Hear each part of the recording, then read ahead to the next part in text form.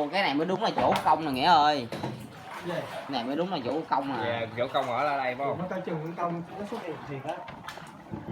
Theo ánh mặt trời, theo ánh mặt trời. Theo ánh mặt trời nè. Đi theo ánh mặt trời.